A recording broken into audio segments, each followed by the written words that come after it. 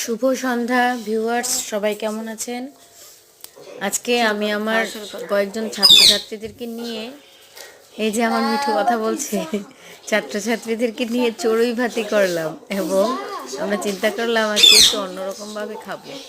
তো সবাই মিলে একসাথে এভাবে খেয়েছি। আর পেটেও সবারই ক্ষুধা ছিল, খুব তৃপ্তির সাথে খেয়েছি আমরা।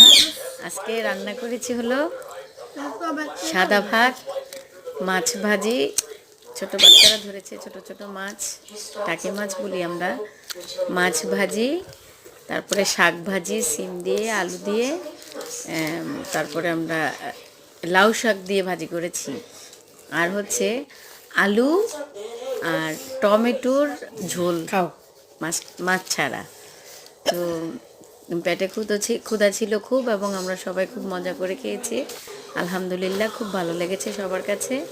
আপনাদের কাছে আমাদের আইডিয়াটা কেমন লেগেছে জানাবেন। ভালো থাকবেন।